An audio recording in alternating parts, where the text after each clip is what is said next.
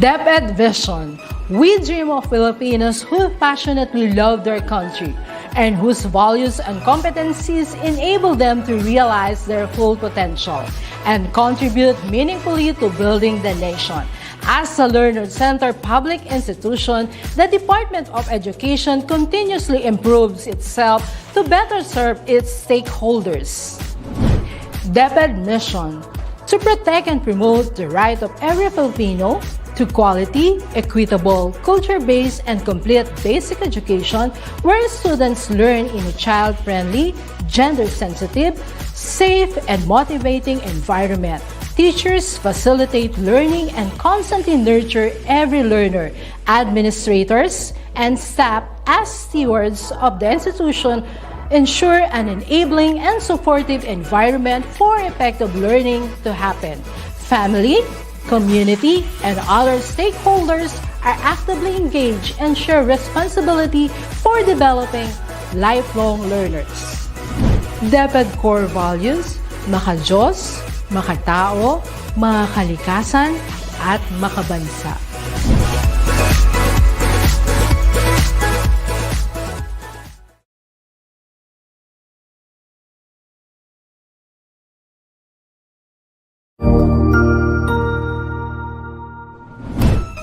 Isang masayang pagbati na may ngiti sa aking mga labi. Naghahanap ba kayo ng makakatuwang sa pagre-review ng inyong anak? Meron yan sa DepEd. Ang ETUlay online tutorial ay libre at handog ng ating kagawaran sa pangunguna ng OUA ICTS EdTech.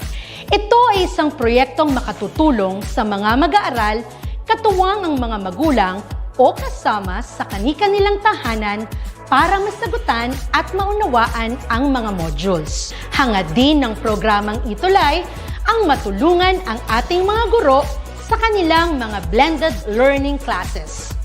Ang ating ETUlay ay mula kinder hanggang senior high school. Bukod sa academics, meron din tayong mga special programs gaya ng All is Wellness, Reading and Math Remediation, Storytelling, Mommy Tech Talks, Classes sa Gramatika, Speech Class, Financial Literacy, at marami pang iba. Pinalawig din ng ETUlay ang ating Alive program para sa mga mag-aaral mula grade 1 hanggang grade 3. Gayun din ay mayroon tayong ALS program at SPED tutorials na makasisigurong makakamit ng lahat ang inclusive education. May SPED hotline na rin para sa inyong mga katanungan patungkol sa special education. Kaya, subaybayan mula Lunes hanggang Biyernes, mula 9:00 ng umaga hanggang 7:00 ng gabi ang ating ETUlay. Sa ating pagtutulungan, maiaangat natin ang bawat isa. Ating itutulay ang pagkatuto upang di mapigil ang pag-aaral ng kabataang Pilipino. Itulay natin ito, sulong edukalidad.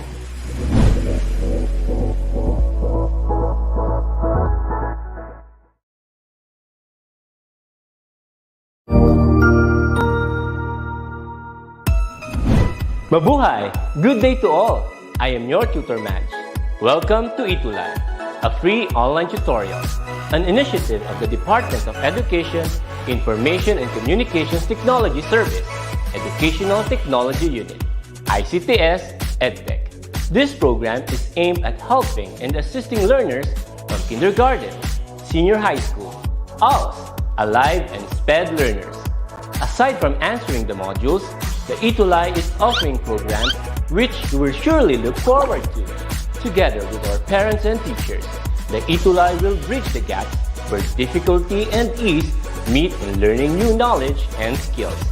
So, let us prepare our modules, pen and paper. Ready your mind to see and hear worthwhile and interesting lessons.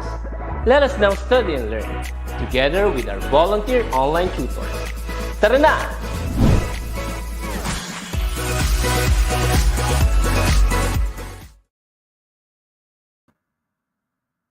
Hello!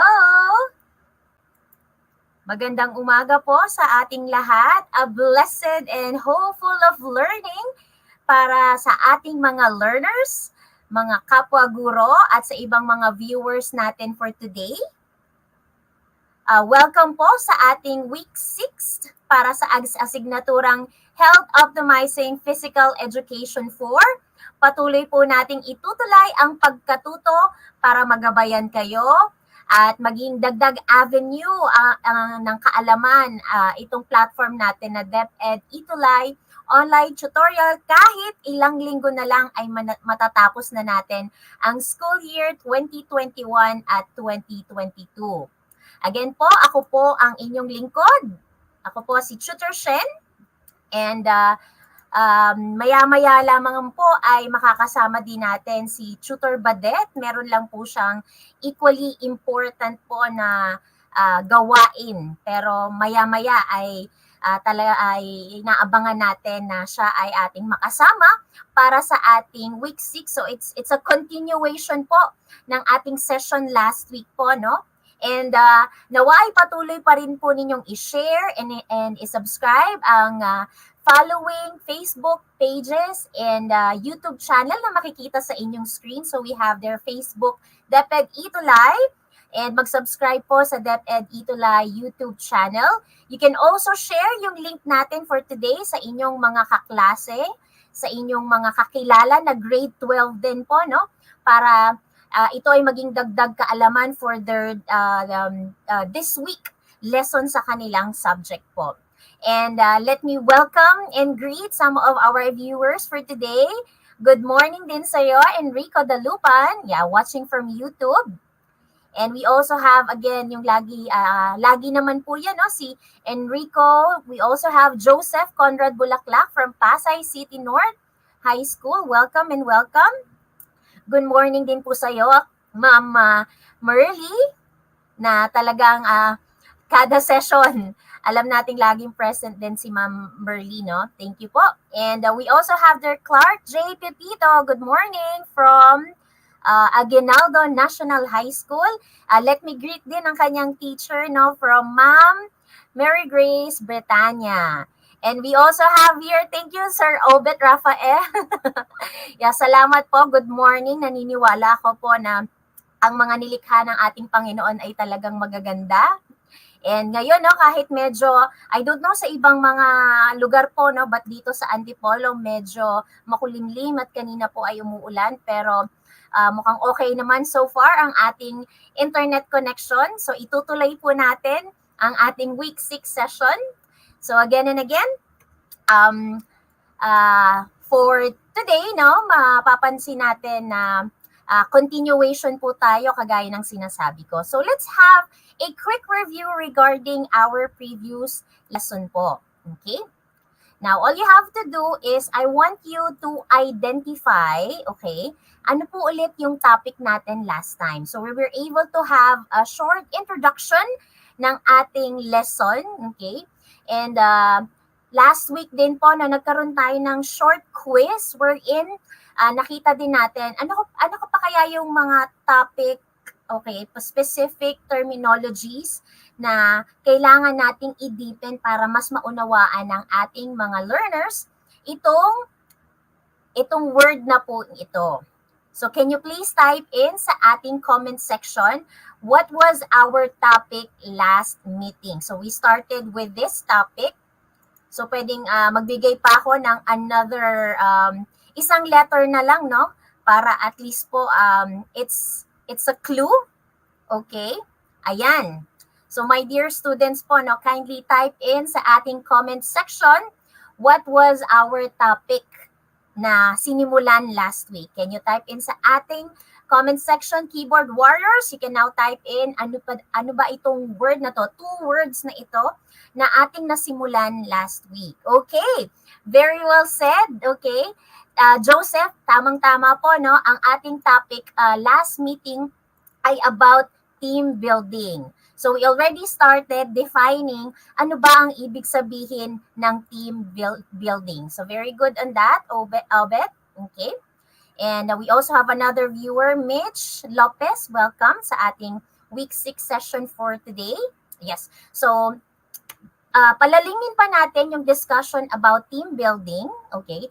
And also, ano-ano ba yung mga advantages if we are going to engage ourselves in a team building activity? I know before the pandemic, nung tayo ay pumapasok pa, kayo pumapasok pa sa eskwelahan, I bet naranasan nyo din itong mga team building activities, maaaring nung grade 10 kayo, okay, naranasan nyo ito, or grade 9. May mga team building activities kasi kasama din naman yan sa pahapyaw na na-discuss, okay, yung recreational activity during your MAPE subject. Okay? So, let me again, also, meron tayong part question answer and go last time, may mga ibang mga estudyante na at least kahit papaano kapag bigay ng kanilang idea regarding sa question nating ito. So we have there, how do participating to team building activities address health issues and concerns? But since mas matatapos natin yung discussion for today, okay, maaaring mabigyan nyo pa ng diin, okay? Ano kaya ang magiging batayan, sa paanong paraan na itong ganitong klaseng recreational activity na team building activity ay ma-address kung ano mang mga health issue or yung mga concern natin in regard sa ating kalusugan, hindi lang sa atin, maaaring sa mga kapamilya natin o sa mga kakilala natin, if we participate in this kind of activities. Now, the usual, yan yung maganda din sa MAPE, sa PE, nagiging holistic yung magiging advantage na makukuha natin. So, hindi lang ito physical, but then as we do the different recreational activities, the mental aspect, the emotional aspect, the social aspect, and the intellectual aspect can also be developed. Yun yung kinagandahan, Hindi lang tayo move ng move, pati yung puso natin, yung kaisipan natin, may magandang advantage para sa isa't isa. Okay? So, you can screenshot this question po na nakikita ninyo. You can write down sa inyong paper, all right? And then later on, sasagutin ulit natin na at least you could be able to expound your idea on how team building activities, okay, could address health issues and concern. And let me reiterate din po, ang ating activity, lesson na team building activities, meron tayong milk, okay, wherein it's about participate in an organized events that address health issues and concern. So somehow, we can give you some knowledge, all right, na how you organize a certain event so that it can really address the health issue and concern. Well, thank you for that, Joseph. Nakikita na natin, maaaring kasi last week, present din si Joseph, nadagdagan na base sa discussion with Tutor Badet last week, na I think, I believe, nadagdagan din ang kaalaman niya. So sabi nga niya, in team building activities, we are served to be inclusive to do our activities when you do it. And siguro yung advantage, okay, you make a team. So tama naman yan because it's a group effort, all right? And then so socially, as we engage to our team members, okay, we achieve a certain goal, we make a team, okay? And lalo na we can really achieve yung maging success yung activity na ginagawa ng isang grupo if they have this teamwork. And specifically, okay, so after we were able to discuss ano ba yung nature and background, what could be the characteristic of team building activities, later on today is malaman natin what could be the different benefits, the advantages as we participate in team building activities. Aside from that, makakapag-create din kayo ng inyong team activity plan. So particularly sa inyong kapamilya na lang, you start with your family members. Since last time, sa inyo, individually, back then nung ating week 1, okay, naranasan na natin o na-experience at nalaman ninyo ano kaya yung mga weaknesses ninyo when it comes to the health-related fitness component. And if you're going to interview, at least kahit papano, alam nyo din naman yung mga sakit or ano kaya yung mga history ng illnesses and diseases sa inyong pamilya. So if we try to craft a certain team building activity plan, we will think of certain activities, okay, na align at magbe-benefit or at least makakatulong para mas mapalakas natin ang ating resistensya, okay, mas mapaganda natin ang ating kalusugan. And during your free time, try to do or organize your craft activity plan with your family. Okay? So yan yung mga gagawin po natin. Okay. Now, so sa team building, so ito po last time in connection with Tutor Badet, nakapag-conduct sila ng kanilang team building activity, okay, with the staffs, the non-teaching and teaching personnel sa kanilang paaralan. And as makasama natin, makakaano rin tayo ng additional information when it comes to this activities. Ano ba yung magiging benefit nun? Kumbaga, bibigyang patotoo ni Tutor Badet later on. Alright. And let's now have babalikan natin yung lesson natin, although nasimulan na natin when it comes to team building. No? Now, we define team building activity as an organized recreational activity participated with a small group or a large group of people wherein it empowers individuals through different recreational games. You know, sabi nga nung World Health Organization or WHO 2020, it is very important that we are going to maintain our health and wellness. Okay? During this time na kahit papaano, although nakakalabas na naman, pero most of the time we are still encouraged to stay at home.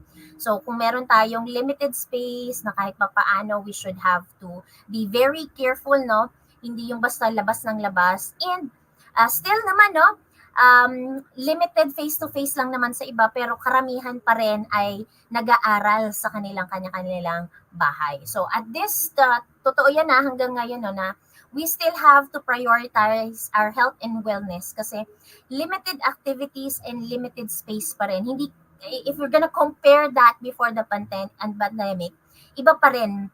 Hindi talaga tayo malayang nakakagalaw, malaki yung space na mapag-e-enjoyan nating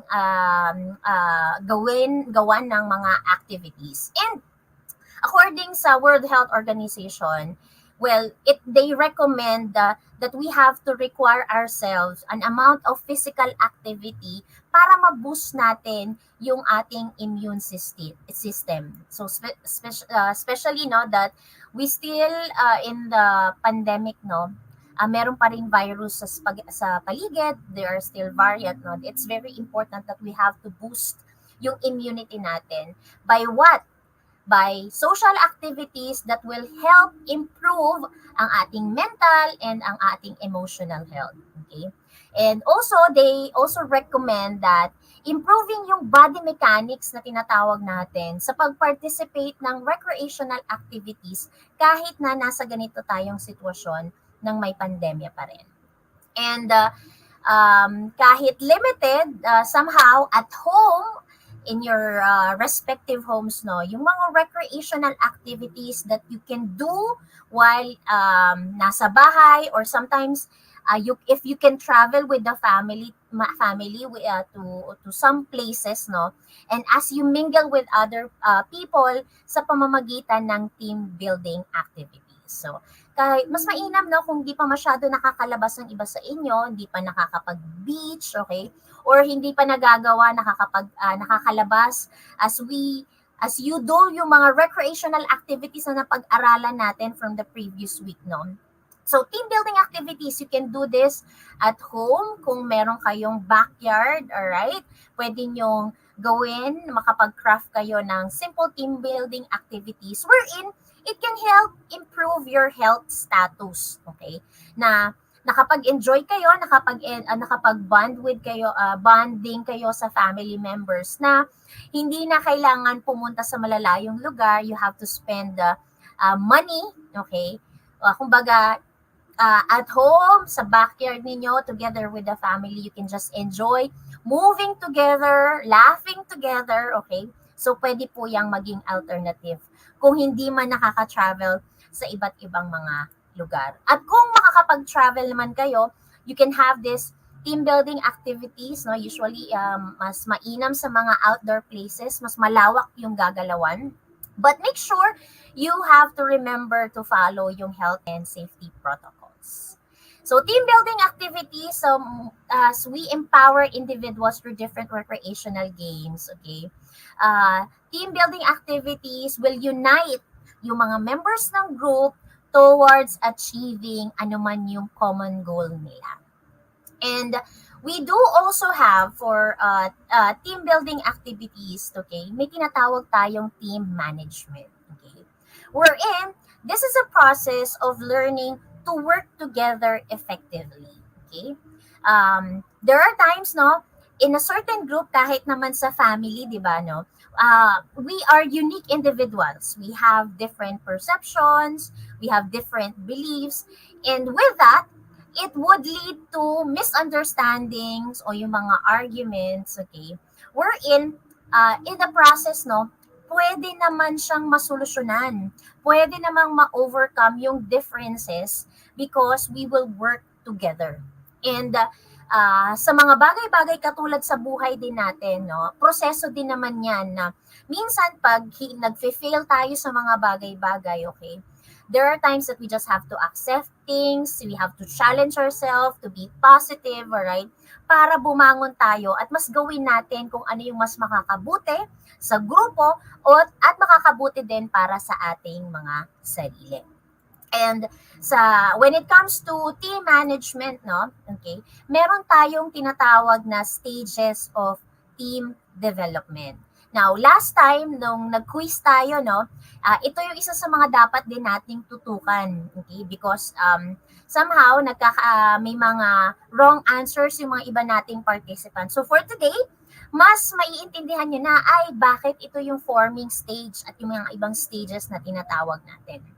So, we are going to start with the forming stage. By the way, itong stage of development na to, this is anchored to masterclass ng 2020, no?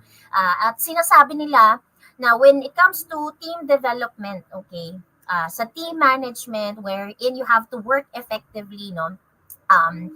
Sabi ng masterclass, may mga pagdadaanang stages, definitive stages para mas ma-develop ang isang team. Okay? Pinangunahan to ni Bruce Stockman, no? Isa siyang educational psychologist and nakapag-identify siya ng itong 5 stages of development na maaari nating sundin, no? Para mas maging high-performing ang isang grupo.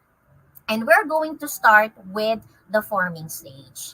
Now, from the word itself, form, okay, so nagsa-start pa lang yung grupo as you form, sometimes, di ba, kapag ginugrupo din tayo ng mga teachers natin, hindi naman sa lahat ng pagkakataon, kung sino yung naging member na natin sa grupo, ay yun at yun na lang din yung makakasama din natin. So, minsan, nire-reshuffle yan so that we can have the opportunity to bond, to talk, to collaborate with our classmates. And sa forming stage, this will be the stage wherein it involves a period of orientation and getting acquainted. Although, kahit papaano, alam mo na, kakilala mo na yung kaklase mo. For example, lalo na ngayon kung nasa online learning modality lang tayo, okay, wherein hindi naman talaga natin for senior high school, for example, hindi talaga totally natin, maaaring hindi natin totally ka-close o ganun kakilala ang ating mga kaklase. Well, and with that, Sa forming stage, this will be the time wherein if you collaborate, no, there is a chance for you to communicate with each other, okay? Somehow, nasa get to know stage, itong forming stage na tinatawag natin.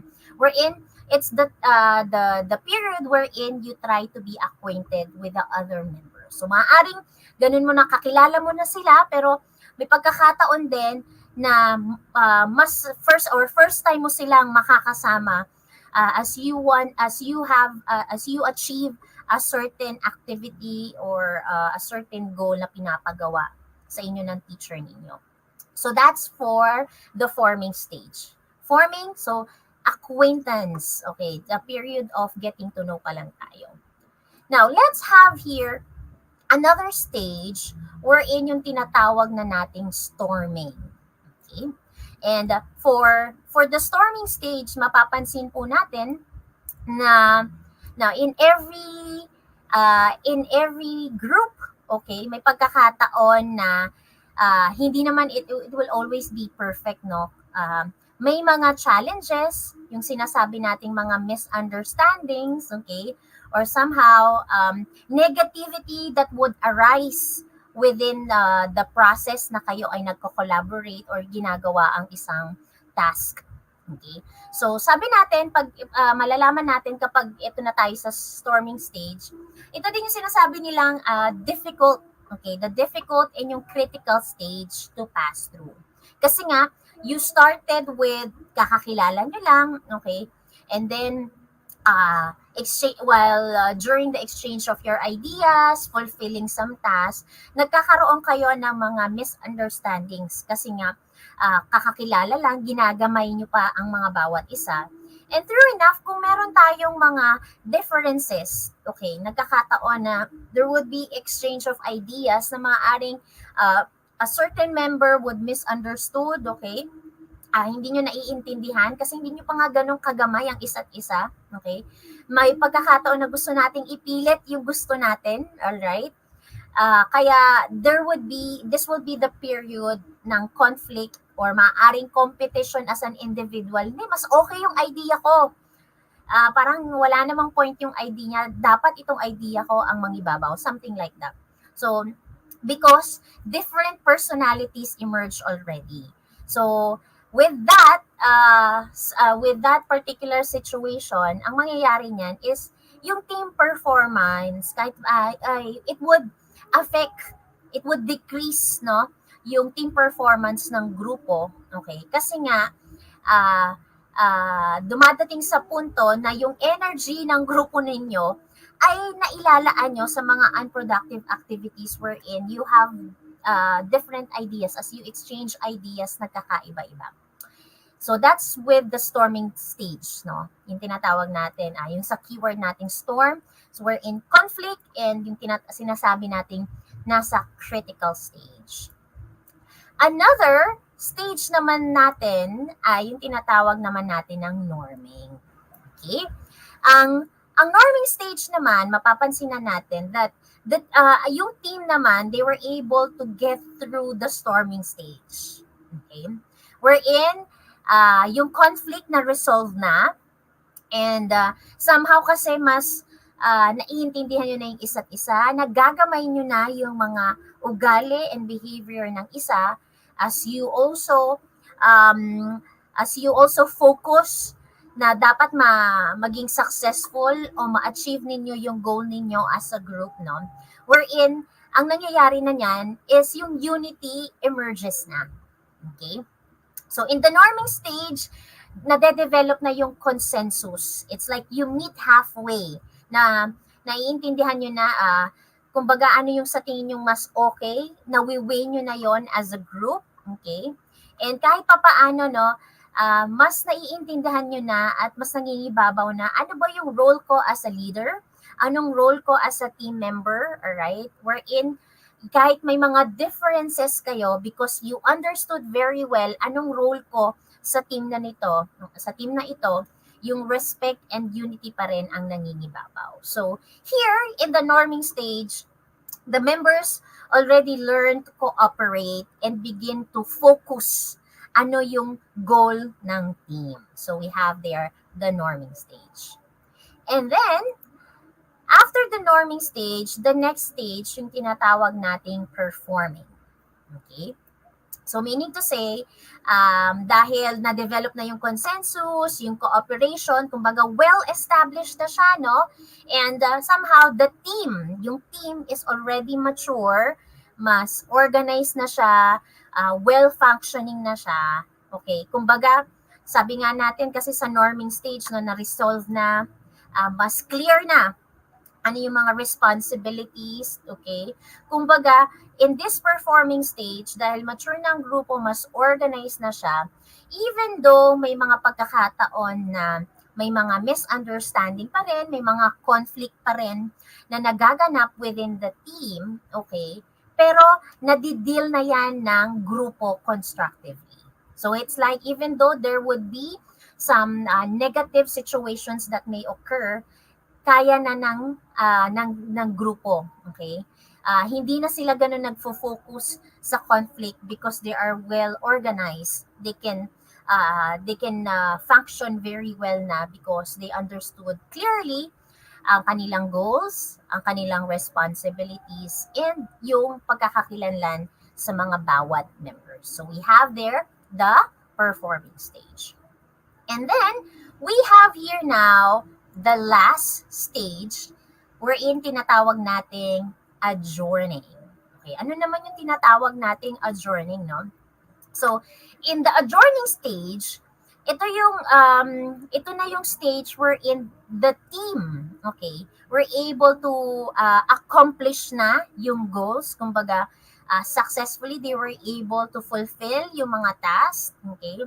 And this could be the time wherein they could wrap up yung maaring yung final task na gagawa na nila. Kumbaga, malapit-lapit na sa katotohanan, abot kamay na natin ang success. Kumbaga, yun yung na-experience na ng grupo. Wherein nakikita na nila yung effort, na-appreciate na yung effort at yung resulta ng teamwork na ginawa sa grupo.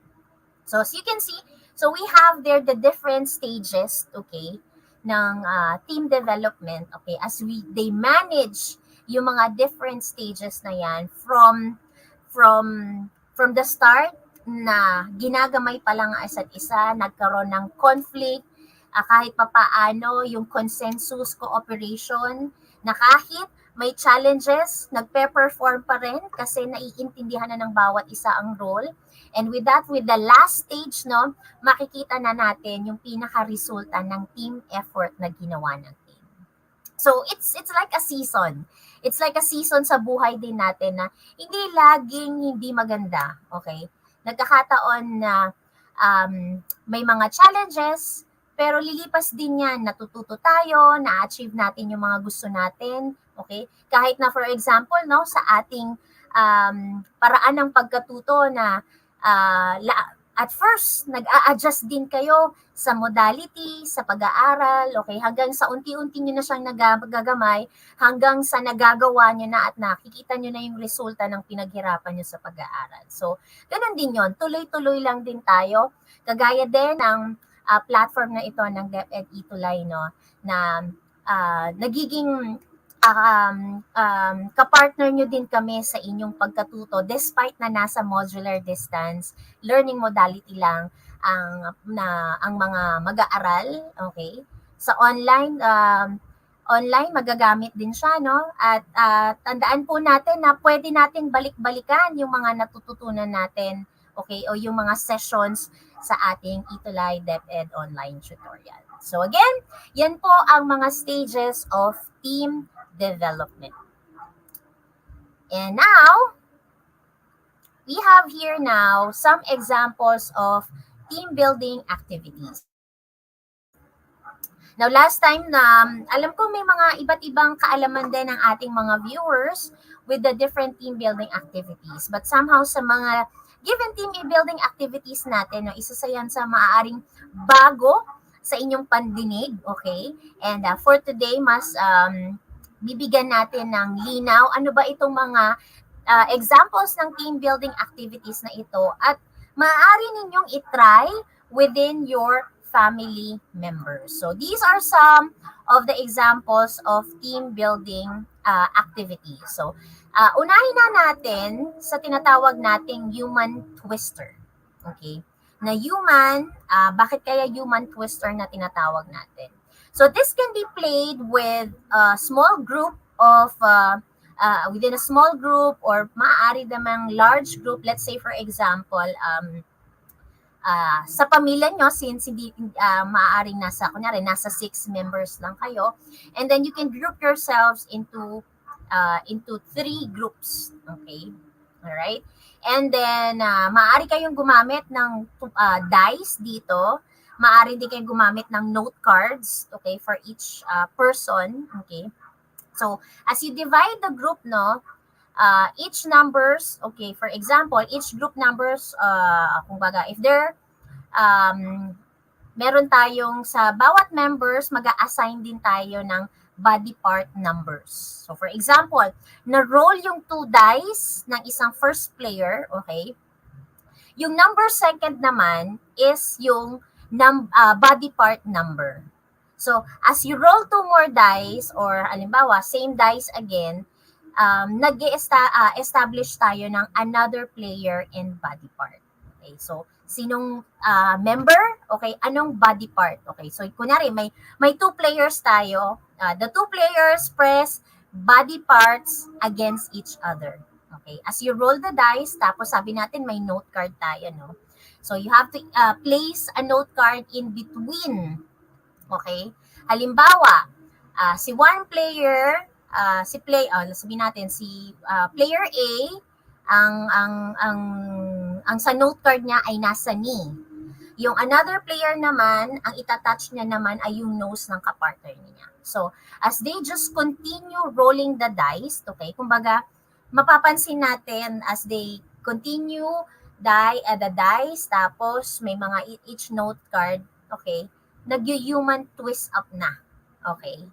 Dahil nga, because of the different body parts. So, since kunyari na magkakamag-anak naman kayo, pamilya kayo, don't just forget to wear face mask. Okay? And mag-disinfect before and after this team building activity. So, that's for the human twister. Now, let's have here yung tinatawag nating fox squirrel. So, a large group na individuals, okay, pwedeng masalihan ito, wherein kailangan lang ng 2 bola. And mas maganda na magkaiba sila ng size at magkaiba sila ng color. So, meron tayong tinatawag na squirrel, kaya tinatawag nating fox squirrel siya, no? So, for example, we have 10 individuals. Ang gagawin lang ninyo within your home, mapapansin natin, for example, nakaupo kayo in a circle form and you have to face inward. Okay? So pabilog, nakaupo kayo, and then yung 1 ball, okay, yun yung tinatawag nating fox. Yung isang bola, yun yung tinatawag nating squirrel. So ang mangyayari lang, pag yung isang bola, yung tinatawag nating fox, since nakaupo kayo per circle, ang pasa ng bola ay, okay, kung clockwise lang siya, clockwise and clockwise lang siya. Yung squirrel, yung isang bola na tinatawag natin, okay, pwede yung ibato kahit saan, okay, kung sino mang member. And then ang mangyayari niyan, kapag ang bola, kasi yung isa ay kung clockwise lang, okay, constant lang na ganon, yung isa, yung squirrel, sa iba-ibang direksyon. Kapag ang bola ay 2 bola, yung fox and squirrel, it ends with 1 individual na hinahawakan niya yun, okay? Siya na yung magiging out, okay? So hanggang sa, patuloy lang yon. Yung fox, okay, umiikot clockwise, then the squirrel na ball kung saan, hanggang sa isa na lang ang natitira. Particularly, no, isa ang natitira, siya na yung last man standing. So, yun na yung tinatawag nating fox and then squirrel. Another is yung tinatawag nating extreme relay. Okay? So pwede rin tong small group or large group, okay? And then, kailangan lang dito ng mga strips of paper, yun yung equipment, okay? Wherein, ilalagay yung mga different tasks, okay? And they will need, dito, sa mga tasks na yan, mas maganda na medyo active yung task na ibibigay ninyo. For example, jumping jack, okay? Yeah, dance a certain famous TikTok dance, okay? Para at least no, mas magalaw, okay? Mas pagpawisan, okay? Ang grupo as they perform the task, okay? So ang mangyayari lang diyan ay for example, yung mga different individuals, yung members or yung mga participants, lilinya lang sila, okay? Depende kung let's say 10 or 15 for example, tigtatatatlo. Okay, so makakabuo kayo ng 5 grupo, tigtatatlo in each group, okay? Then they just have to line, okay, to fall in line. And then ang objective ng game is they have to run, okay? As they run, syempre kukunin nila yung mga strip of papers, okay, isang strip of paper, and they have to do the task, okay? So syempre kailangan din diyan ng mga judges o kaya individuals para to check kung naipe-perform nila yung gawain. And after they perform the task, okay, ang gagawin nila ay babalik sila sa team, okay? And then yung the next player naman, okay, ang gagawa ng task hanggang sa matapos. And particularly kung sino yung unang grupo na naka-fulfill ng task, yun yung ma-declare natin as the winner. Alright? Kaya relay siya, no? Ang kinaibahan lang ay may mga task na gagawin. Okay? So that's for the extreme relay. Now, we will also have the everybody's eat. Okay? So medyo active and strenuous itong klase ng activity. Maganda na large group din ang mga kasama when they fulfill this task. Okay? So, maaari tayong gumamit ng mga markers kung may cone kayo, no, para merong mga, kumbaga may boundary kayong maiseset, okay, para takbuhan o galawan ng mga participants. So, it's very important that you have to set a boundary that everyone have to stay in, pero may enough space din para mas tumakbo, mag-jog, alright, as they do the task. And they have to tag someone, okay? Itatag nila. They have to tag someone out, okay? Kumbaga, kung natatandaan niyo pa sino may nakapaglaro ba ng mataya-taya, okay? Nung bata pa kayo, okay? Ang mangyayari na lang dyan is, halimbawa, ang dami ninyo, no? Kapag natag na kayo ng isang participant, okay, all you have to do is to sit down. Okay.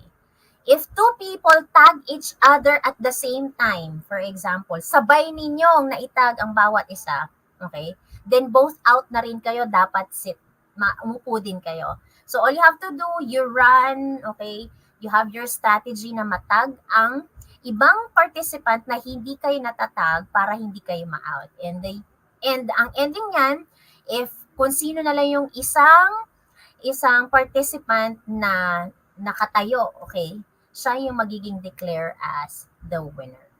Alright? So that's everybody's is. So mapapansin natin kahit wala ng equipment na gagamitin. You yourself lang, okay, takbo lang, alright, and tag other members, okay, and kung sino yung last man standing, siya yung magiging declare as winner. Okay? All right. So, let's have the last example of team building activity natin, which is guess what? So, from the title itself, no, it's like it's a mind game. Okay, wherein it's a group mind game. So, if it in a small group or large group, okay, pwede rin naman siya. Okay? And here, ang mangyayari lang, there would be one person na kahit pa paano lalabas, maaring lumabas ng room wherein yung grupo ng mga members ay nakapwesto. Alright? And then what you have to do is, meron silang, they have to describe yung figure outer, yung ipapadescribe doon sa atin, sa lumabas, okay, na hindi nakakaalam kung ano yung dapat i-guess. And yung figure outer na tinatawag natin, yung lumabas, kapag bumalik na siya, and for example, they started to ask question, what color is this? Okay? And hanggang sa mag-guess niya, okay, the figure outer would try to ask questions hanggang sa mabigay niya yung tamang sagot. Okay? So, the game goes until the figure outer can figure out ano na yung gusto ng grupo ma-describe. Okay? So, maaaring gumamit ng mga terms na medyo funny and humorous, na somehow, hindi naman siya ganun kahirap para at least, no, syempre ang objective ninyo ay hindi talaga magets o masabi ng figure outer yung gusto nyong ipa-describe. Okay? So, yan yung mga examples ng team building activities na maaari nyong gawin sa bahay ninyo with your family members, okay, wherein you can have fun, you can move, and also you can enjoy itong mga different team building activities. So, I hope you can try this out within your family members as you plan for the weekend, makapag-bonding kayo and mas maging active ang inyong weekend as you perform these examples of team building activities. Now, at this point, now let's have here naman, ano-ano naman kaya ang mga importance ng team building activities? Ano yung pwede nating mag-gain from this kind of recreational activity? So we're going to start with promote socialization. So team building, these are fun-filled activities, okay, na maaring gawin ng grupo, and it creates an opportunity to create yung cohesive relationship na tinatawag natin, no? Wherein yung mga intrapersonal skills ninyo, yung confidence ninyo, yung trust ninyo, okay, sa mga members ng grupo, kahit may mga obstacles o challenges man, okay, na nararanasan ng team and you wanted to achieve this goal together. So, because it's a group, you have to socialize, you have to plan, you have to collaborate, you have to work together kung ano man yung gusto nyong ma-achieve as a team. And then, another one, okay, we also have another importance of team building activities, which is it promotes effective communication. So, sa paanong paraan sa tingin nyo na mai-improve nito ang communication ng bawat isa, yung communication skills ng bawat isa? In what way? Now, sa team building activities, no, mapapansin natin that as we trust, as we strengthen the bond with the team members, no, we have to communicate with each other. So, pag nagplano, you have to give your opinions, to air out, okay? Ano yung mga naiisip nyong ideas, or in case na may mga challenges at mga negativities na nangyayari, no? Hindi rin nakakabuti sa isang grupo na hahayaan na lang siya, okay? Mas maganda na napag-uusapan niyo siya para naiintindihan ninyo ang bawat isa. And with that, we could also learn from each other, no?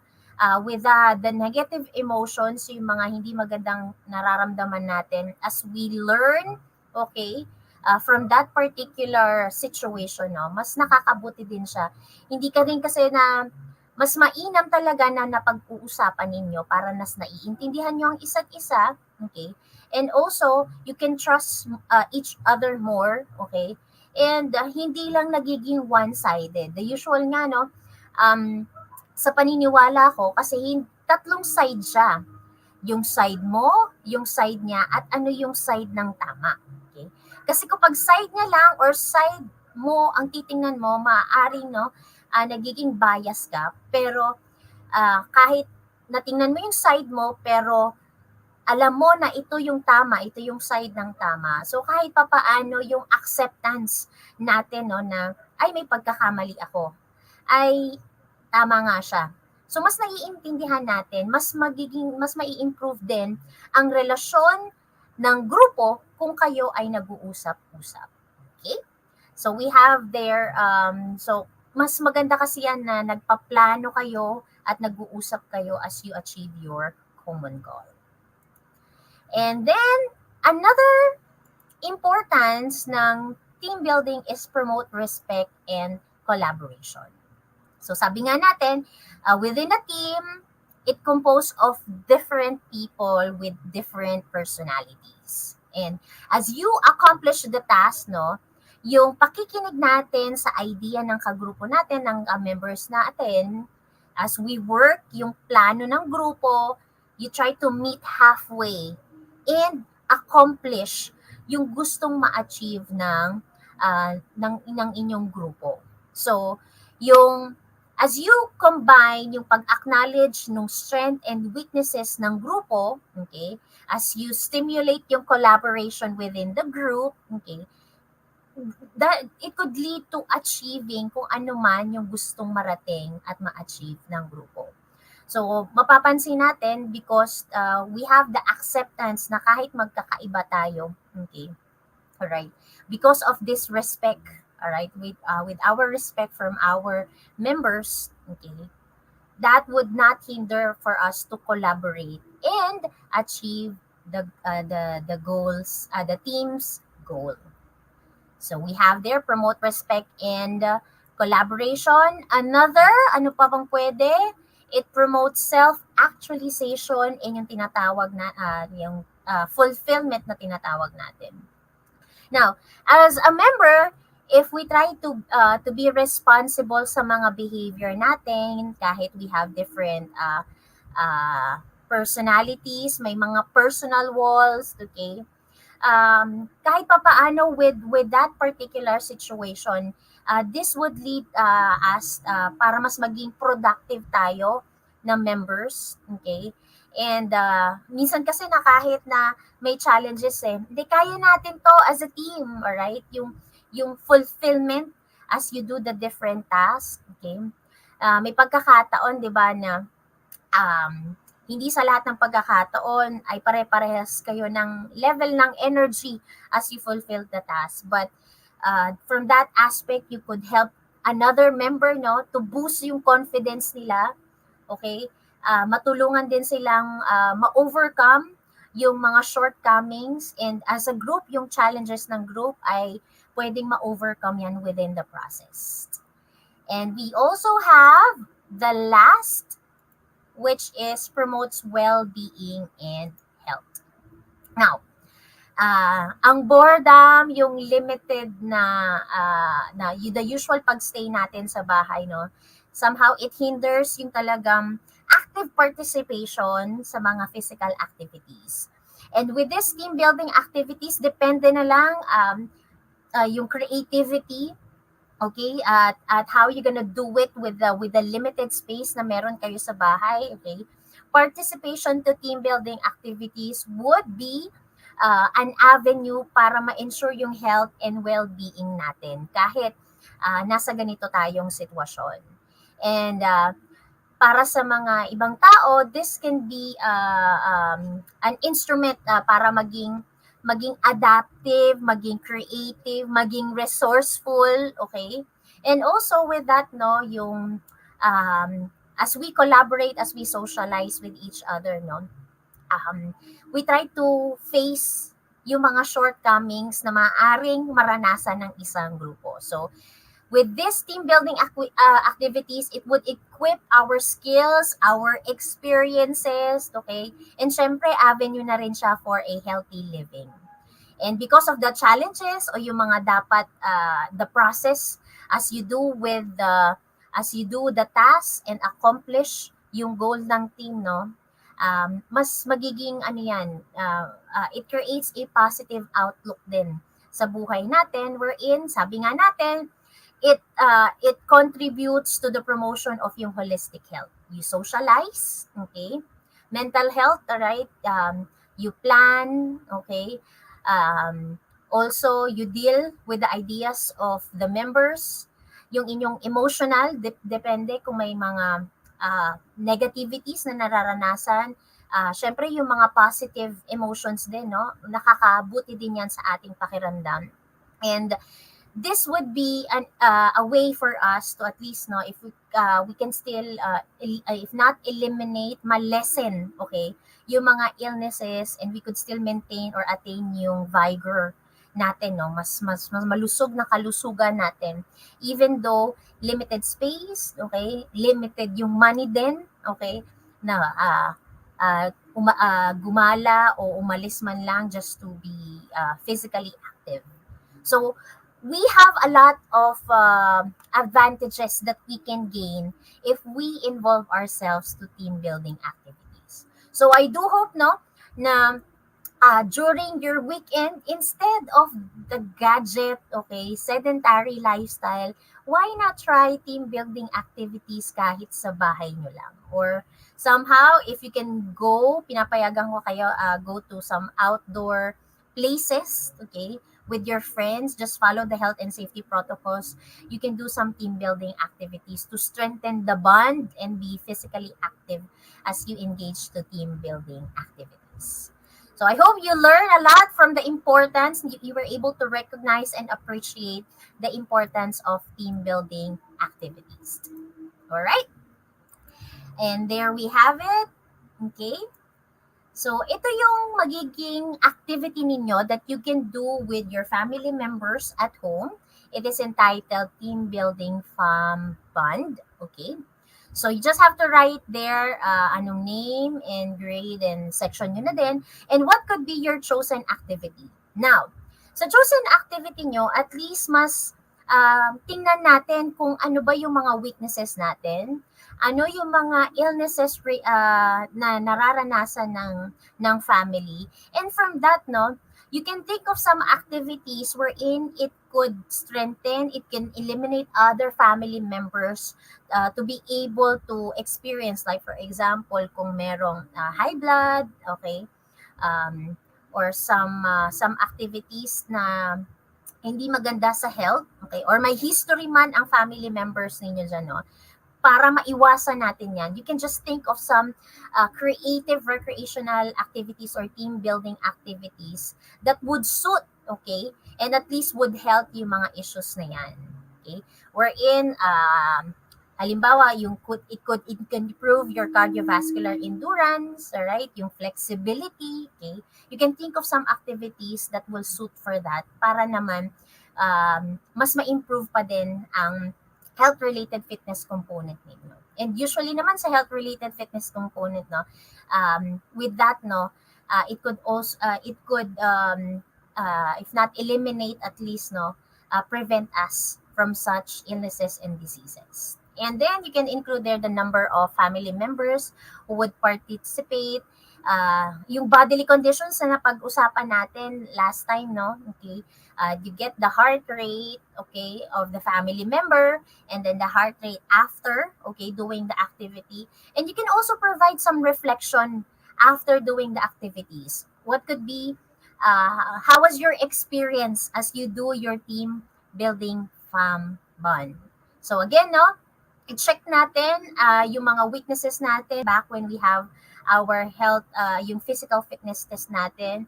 And you could also interview and look at the history ng illnesses and diseases with the family, then come up with a enjoyable, active, okay, team building activities for your family. All right? So I hope you could be able to do this and take a video and a picture, all right? And then you can send, all right, maaring sa akin or sa teacher ninyo, okay, regarding, okay, ng experience ninyo sa team building fam bond. All right? And with that po, no, sa activity natin, again and again, How do participating to team building activities address health issues and concerns? Although may nasabi na si Joseph kanina, no? Based on our discussion earlier, ano pa po kaya ang mga ideas ninyo, no? That if we participate to team building activities, how could this address some health issues and concern with you or ng inyong family member? Alright? Alright. So you can type in sa ating comment section.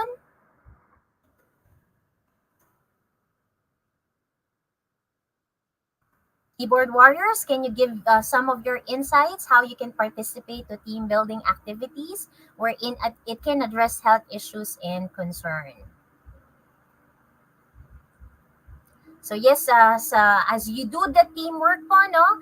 And kung very active ang inyong mga activities sa inyong team building activities, then definitely kung may mga flexibility activities, right? Wherein if there would be running para mas ma-improve ang inyong cardiovascular endurance, then it's better. All right? As we move, as we grow, as we have fun with the family members, all right? Ang puso, okay, as we can release, okay, ng mga happy hormones as we do the physical activities. That's pretty good. We also have here isang benefit, no, from Joseph to benefit our family to give some ideas when you do the activity in the problems of life. So maaaring sinasabi ni Joseph, no, baka kahit sakali mang may mga problema or challenges ang pamilya, no, with this team building activities, magiging way siya, magiging avenue siya para isang tabihan at mas mag-enjoy na lang kung hindi man alam pa kung ano yung solusyon para dyan, di mag-enjoy na lang, gumalaw-galaw na lang, mas makakabuti pa yan sa ating kalusugan. Alright? So you can just type in sa ating comment section, continue nyo lang din, and we can reply na lang dyan sa inyong mga sagot. But again and again, thank you for joining with me as you learn another fruitful lesson for health optimizing physical education 4. So again and again, thank you so much sa ating mga chuties, sa ating mga viewers for today. If you have comments and suggestions, you feel free to email us at edtech@deped.gov.ph. We would welcome your suggestions and your comments. And again and again, this is your Tutor Shen. So maaaring next week na lang makakasama natin si Tutor Badet para sa ating week 7. So another RA, recreational activity ang ating matututunan. And once again, maraming salamat. At 1 p.m., we have their English 1 sa inyong mga nakababatang kapatid at kakilala na grade 1. So we have their English lesson for grade 1. And there we have it. Thank you so much. And let me leave you this quotation po, no, that there is a great power when a group of individuals with similar interests gets together to work toward the same goal. So kaya natin yan ng sama-sama. Maraming salamat po, and kita-kita ulit tayo next week. Have a great day and God bless everybody.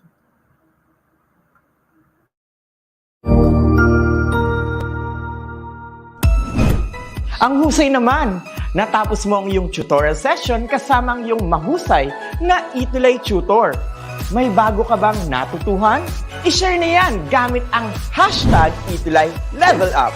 Huwag aalis ha, dahil may susunod pang programa na pwede mo ring panoorin at salihan. Dahil naghihintay na ang iyong mga tutors. Happy learning dito sa ETUlay!